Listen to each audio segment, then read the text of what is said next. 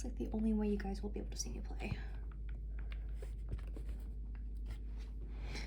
Well, okay. I was trying to record this on my computer and it wasn't letting me record, so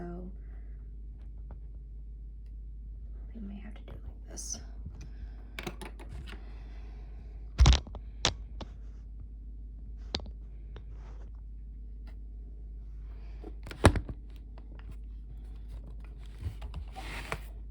Oh, sorry.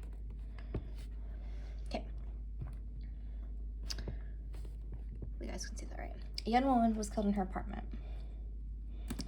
Ah.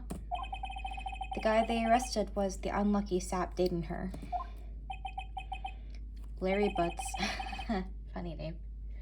My best friend since grade school. Our school had a saying, when something smells, it's usually the butts. In the 23 years I've known him, it's usually been true. He has a knack for getting himself in trouble. One thing I can say, though, it's usually not his fault. He just has terrible luck. But I know better than anyone that he's a good guy at heart. That and I owe him one, which is why I took the case, to clear his name. And that's just what I'm going to do.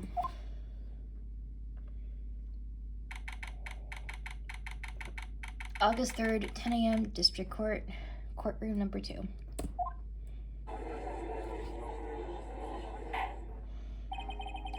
Court is now in session for the trial of Mr. Larry Butts. The prosecution is ready, Your Honor.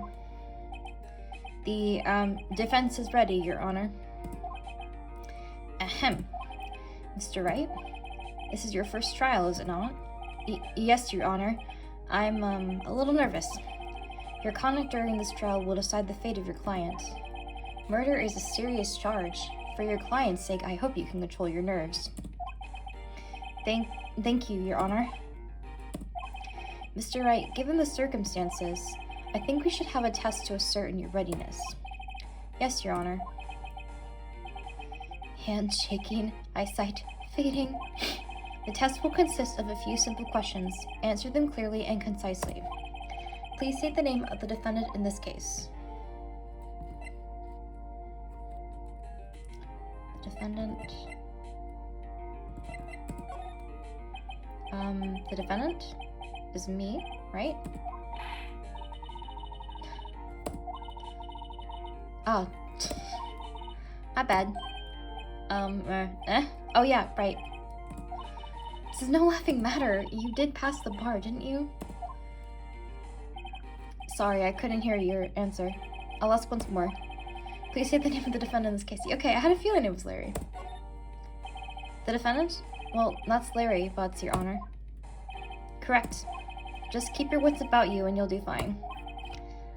I thought the defendant was me. Like, I'm defending this person. No. Next question. This is a murder trial. Tell me, what's the victim's name? I know this one. Glad I read the case report covered so many times. It's... wait. Uh-oh. No way, I forgot. I'm drawing a total blank here. Phoenix, are you absolutely sure you're up to this? You don't even know the victim's name? Oh, the victim. Of course I know the victim's name. I just forgot. Temporarily? I think I feel a migraine coming on. Look, the victim's name is listed in the court record. Just press tab to check it anytime, okay? Remember to check it often. Do it for me, please. I'm begging you, okay?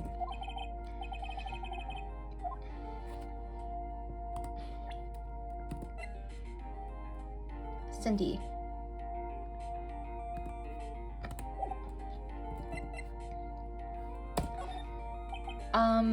The victim's name is Cindy Stone. Correct. Now tell me, what was the cause of death? She died because she was hit with a blunt object. She was struck once by a blunt object. Correct. You've answered all of my questions. I see no reason why we shouldn't proceed. You seem much more relaxed, Mr. Wright. Good for you. Thank you, Your Honor. Because I don't feel relaxed, that's for sure. Well then. First, a question for the prosecution, Mr. Payne. Yes, Your Honor? As Mr. Wright just told us, the victim was struck with a blunt object. Would you explain to the court just what the object was? The murder weapon was the statue of the thinker. It was found lying on the floor next to the victim. I see. The court accepts it into evidence. Okay. Right. Be sure to pay attention to any evidence added during the trial. That evidence is the only ammunition you have in court. Okay. Thank you. Alright, let's get started. Mr. Prin, the prosecution may call its first witness. The prosecution calls the defendant, Mr. Butts, to the stand. Chief, what do I do now? Pay attention. You don't want to miss any information that might help your client's case. You'll get your chance to respond to the prosecution later, so be ready. Let's just hope he doesn't say anything unfortunate. Larry gets excited easily. This could be bad.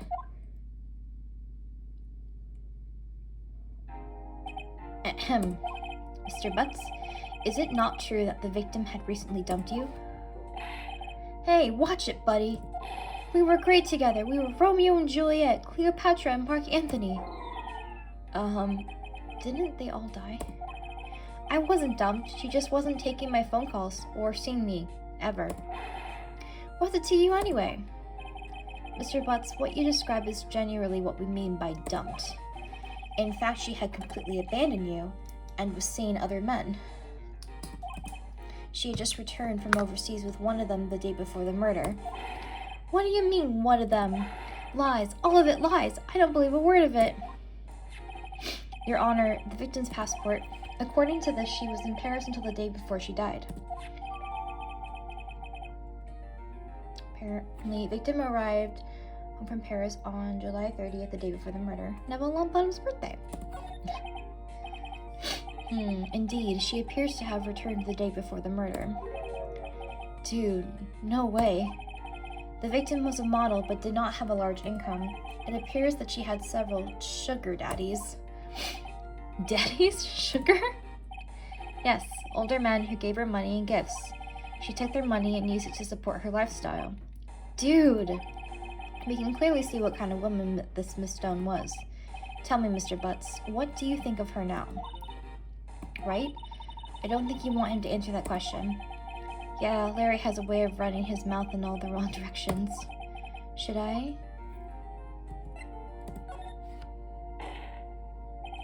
My client had no idea the victim was seeing other men. That question is irrelevant to this case. Oof. Dude, Nick, what do you mean irrelevant? That cheating she-dog? I'm gonna die. I'm just gonna drop dead. Yeah, and when I meet her in the afterlife, I'm going to get to the bottom of this. Let's continue with the trial, shall we? I believe the accused's motive is clear to everyone. Yes, quite. Oh boy, this is so not looking good. Next question. You went to the victim's apartment on the day of the murder, did you not? Well, did you or did you not? Well, maybe I did and maybe I didn't. Uh-oh, he went. What do I do? I'll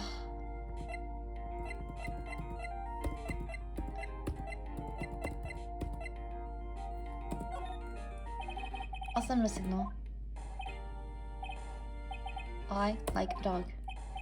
Well, see, it's like this. I don't remember. You don't remember? Well, then, we'll just have to remind you. I got a bad feeling about this. I should have let him answer, honestly. We have a witness that can prove he did go to the victim's apartment that day. Well, that simplifies matters. Who is your witness? The man who found the victim's body, just before making the gruesome discovery. He saw the defendant fleeing the scene of the crime.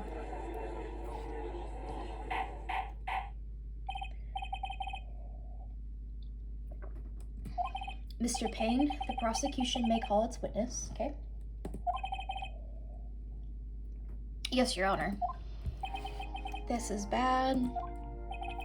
On the day of the murder, my witness was selling newspapers at the victim's building. Please bring Mr. Frank Sawit to the stand. Sawit. I saw it. I saw what happened. Mr. Sawit, do you sell newspaper subscription? Is this correct? Oh yes, newspapers, yes. Mr. Sawit, you may proceed with your testimony. Please tell the court what you saw on the day of the murder. Okay, so I can examine, but... I was going door to door with selling subscriptions when I saw a man fleeing an apartment. I thought he must have been in a hurry because he left the door half open behind him. Thinking it strange, I looked inside the apartment. Then I saw her lying there, a woman, not moving, dead. I quailed in fright and found myself unable to go inside. I thought to call the police immediately. However, the phone in her apartment wasn't working. I went to a nearby park and found a public phone. I remember the time exactly. It was 1 p.m. The man who ran was, without a doubt, the defendant sitting right over there.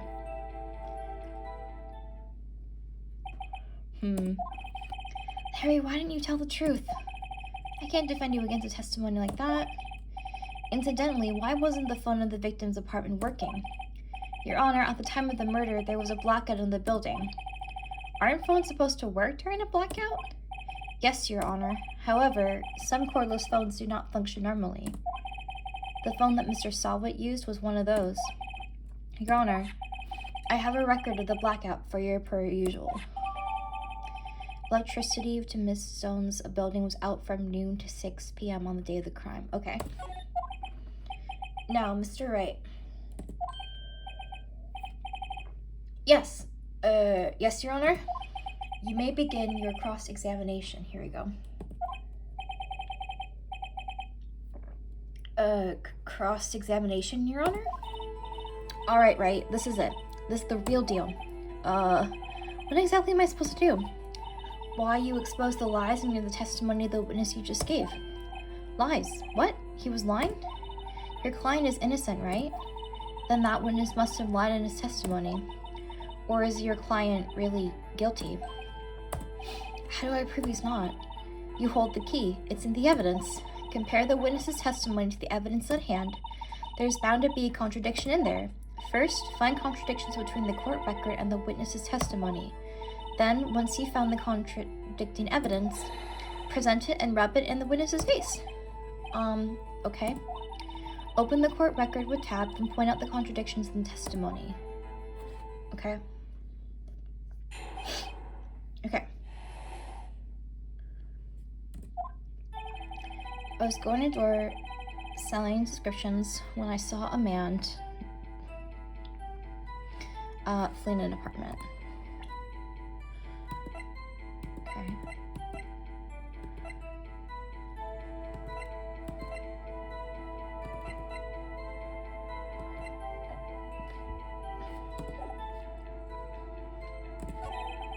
I thought he must be in a hurry because he left the door half open behind him, okay? Thinking it strange, I looked inside the apartment. Then I saw her lying there, a woman, not moving, dead. Okay.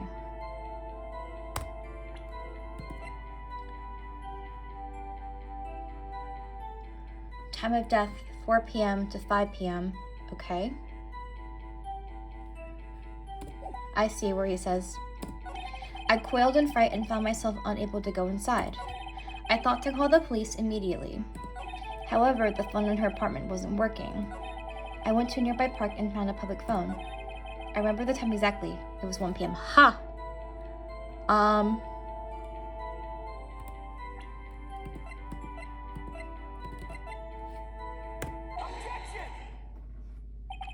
You found the body at 1 p.m.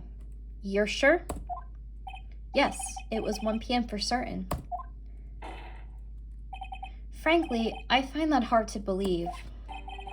Your statement directly contradicts the autopsy report. The autopsy notes the time of death at some time after 4 p.m. There was no body to find at 1 p.m. How do you explain this 3-hour gap? Oh, that. This is trivial. The witness merely forgot the time. After his testimony, I find that hard to believe. Mr. Sawit, why were you so certain that you found the body at 1 p.m.? Gee, that's a really good question. Great job, Bright. Way to put him on the spot. Aha, when he said it was 1 p.m. and then I see that the body was found between 4 and 5.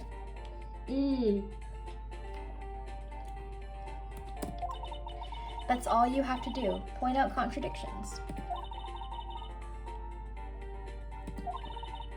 See through one and their whole story falls apart. Wait, I remember now. Would you care to give your testimony again?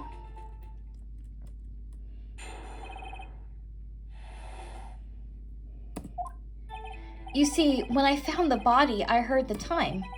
There was a voice saying the time. It was probably coming from the television. Oh, but it was 3 hours off, wasn't it? I guess the victim must have been watching a video of a taped program. That's why I thought it was 1 p.m. Terribly sorry about the misunderstanding.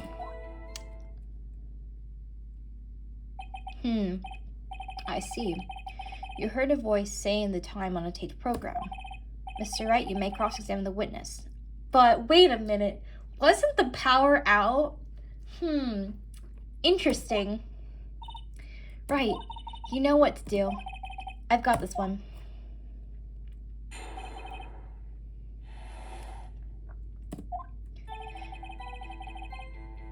Okay. Huh.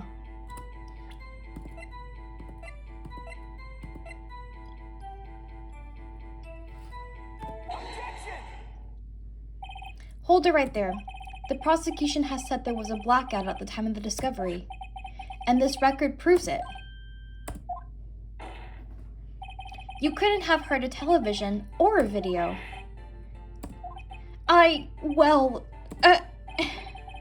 The defense has a point. Do you have an explanation for this, Mr. Sawat? No, I find it quite puzzling myself, quite. Well, wait, I remember now. Mr. Sawat, the court would prefer to hear an accurate testimony from the very beginning. These constant corrections are harming your credibility. And you seem rather distraught. My apologies, Your Honor. It, must have been the shock of finding the body. Very well, Mr. Sawat. Let's hear your testimony once more, please.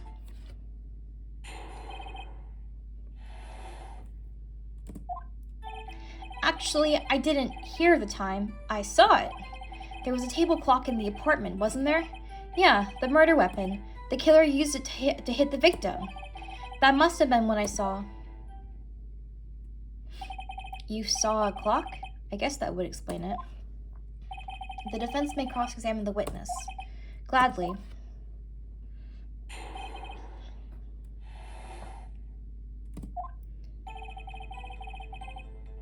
Okay.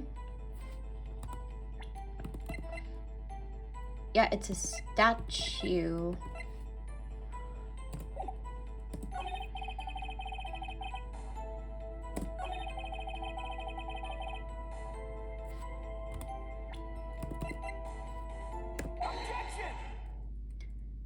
Wait just a moment.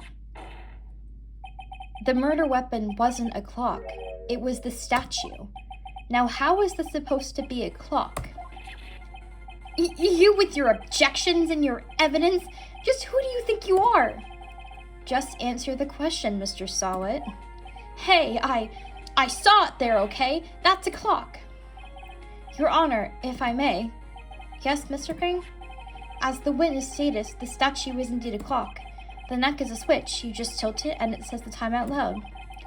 As it doesn't look like a clock, I submitted it as a statue. My apologies. I see. So the murder weapon was a table clock after all. Well, Mr. Wright, it appears that the witness's testimony was correct. This is a clock. Do you have any problems with this testimony now?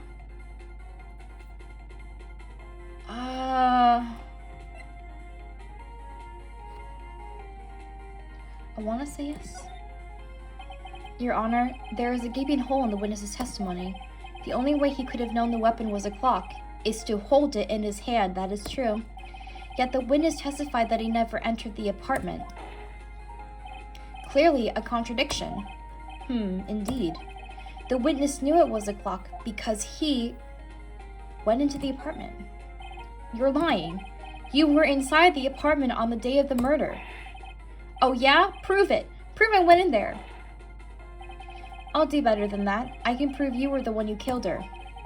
You struck her with the clock, and the shock of the blow triggered the clock's voice. That was the sound you heard. Order in the court. Intriguing. Please continue, Mr. Wright. Yes, Your Honor. Mr. Sawat, the sound must have left quite an impression on you. Understandable, since the murder weapon just spoke just as you hit the victim. That voice was burned into your mind. That's why you were so certain about the time. What's the meaning of this? This is all baseless conjecture. Baseless? Just look at the witness's face. Would the witness care to elaborate? Did you strike the victim with the clock? That day, I never. Look, the clock, I heard. No, I mean, I saw.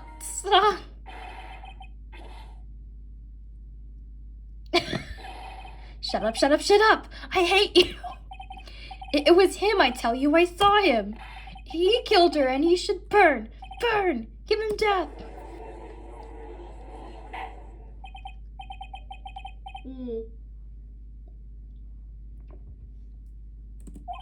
Your Honor, a moment, please. There isn't a shred of evidence supporting the defense's claims. Mr. Wright, Your Honor, you claim the sound the witness heard came from the clock. Do you have any evidence?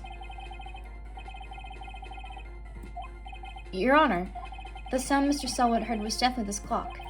A fact which is clear if you simply...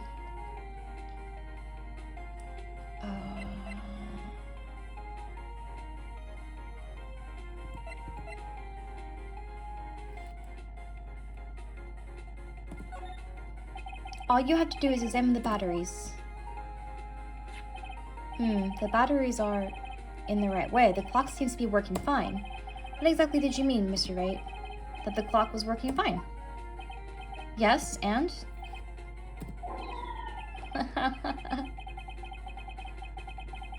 Oops. Okay. Oof.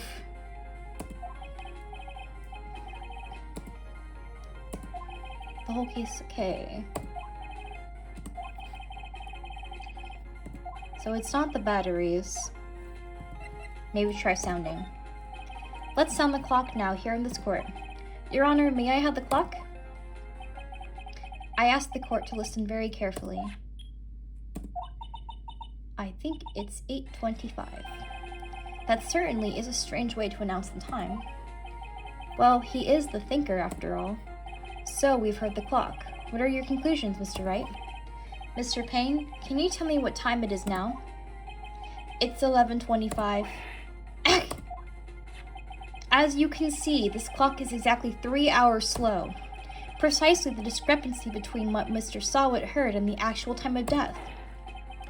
So, Mr. Sawat, try to talk your way out of this one. You forgot one thing. Uh-oh, what's he talking about now? While it may seem like that clock is running 3 hours slow, it proves nothing. How do you know it was running 3 hours slow on the day of the murder? If you can't prove that, you don't have a case. How am I going to prove that? Damn it, I was so close. Mr. Wright, it seems that you lack the critical evidence to support your claim. Yes, Your Honor. This means I cannot let you indict the witness, or however you pronounce it. Unfortunately, this ends the cross-examination of Mr. Frank Sawat. I come all the way down here to testify, and look what happens. You treat me like a criminal. A criminal! Because you are. You lawyers are all slime. I almost had him. Sorry, Larry. I failed you. There's nothing I can do about it now. Not so fast, Mr. Sawat. Chief. Listen up, Wright. Don't throw this one away. Not like this. Think. But, Chief, it's over. I can't prove the clock was slow the day of the murder. Nobody can prove that. Well, yes. But that doesn't mean you can't still win. Try thinking out of the box. The reason why it is slow is because it was used to hit Cindy. That's why it's slow. Don't waste time doubting the facts. Assume the clock was 3 hours slow and think through it. Ask yourself, why was the clock 3 hours slow? Figure out the reason and you'll have your proof. Right? Can you think of the reason of why the clock was 3 hours slow? Wait, maybe I can prove it. You must have evidence somewhere that can prove it, right? Find it and let them have it.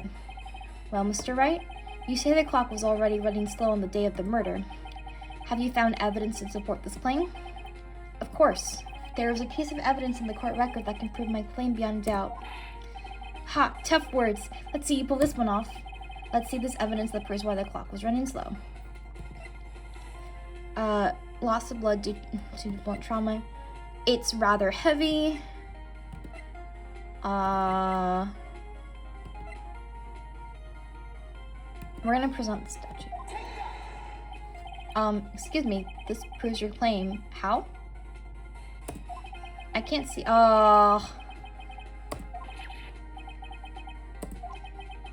Okay.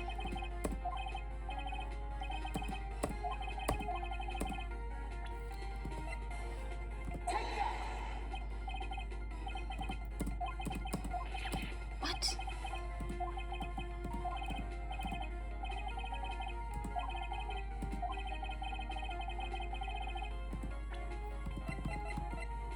Oh, because the,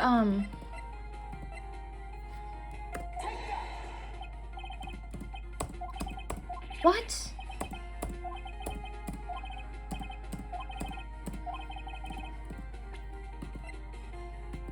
Okay.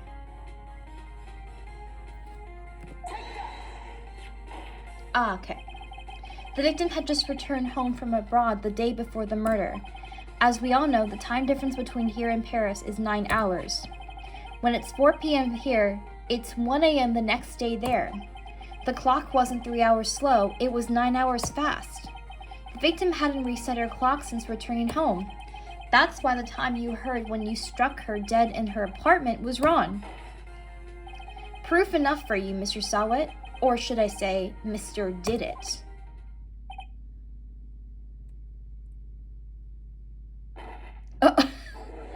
Okay, apparently he got rabies. Order, I say. Well, this case has certainly turned out differently than we all expected. Mr. Payne, your witness, he was arrested and has been taken away, Your Honor. Very well. Mr. Wright? Yes, Your Honor. I have to say I'm impressed. I don't think I've ever seen someone complete a defense so quickly and find the true culprit at the same time. Thank you, Your Honor.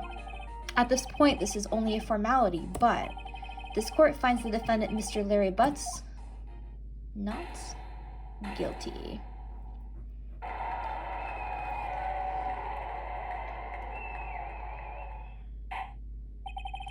And with that, this court is adjourned. It turns out that Frank Sawit was a common burglar. He posed as a newspaper salesman to check and see when people were out of the house. That day, when Larry went to her apartment, the victim wasn't home. After he left, Mr. Sawit let himself in to do his dirty work. While he was searching her place, the victim returned. Flustered, Mr. Sawit grabbed the nearest blunt object he could find.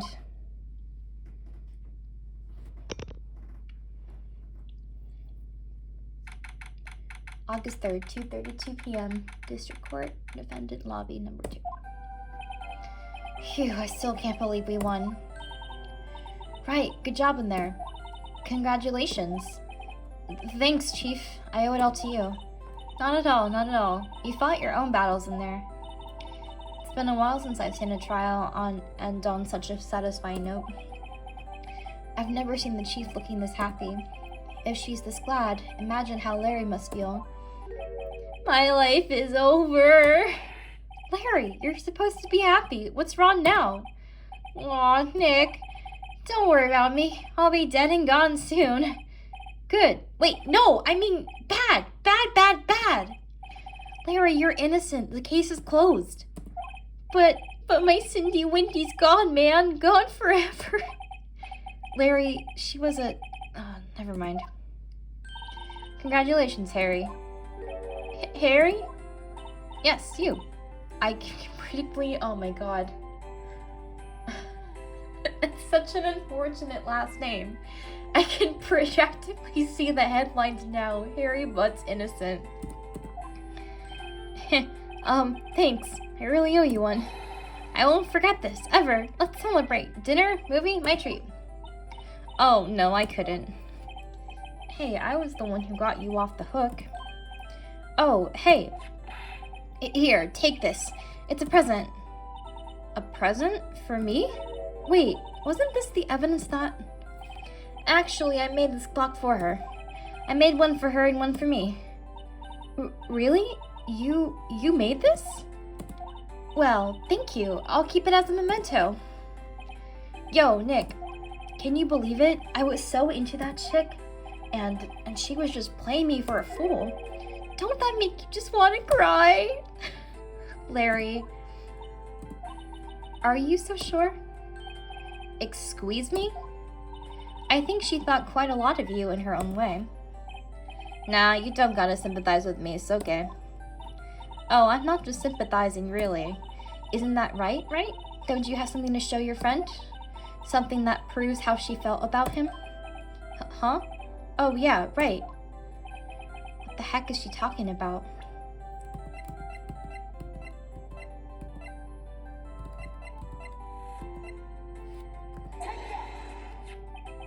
Check this out, Larry. Proof positive you weren't just some chump to her. Huh? What about the clock? This is the clock you made for her, Larry. And she took it with her when she traveled. Whatever, she probably just needed a clock, that's all. You think so? It's a pretty heavy clock to take traveling. Well, make of it what you will. Hey, Nick. I'm glad I asked you to be my lawyer. Really, I am. Thanks. Hope that made him feel a little better. Right? I hope you see the importance of evidence now. Also, hopefully you realize things change depending on how you look at them.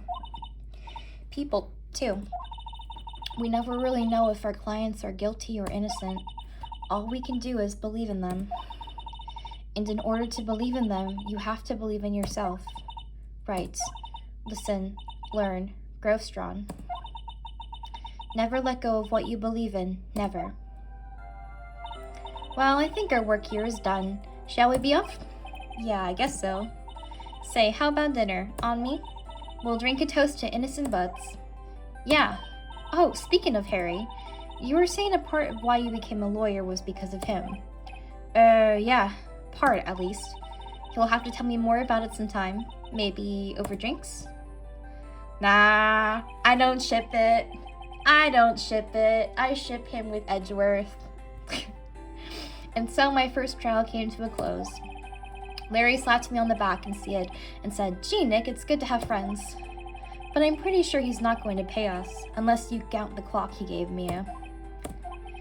I didn't know it then, but that clock was soon going to be at the center of another incident, and my promise to tell the chief about me and Larry would be one promise that I wouldn't be able to keep. Ooh, the end. Yay!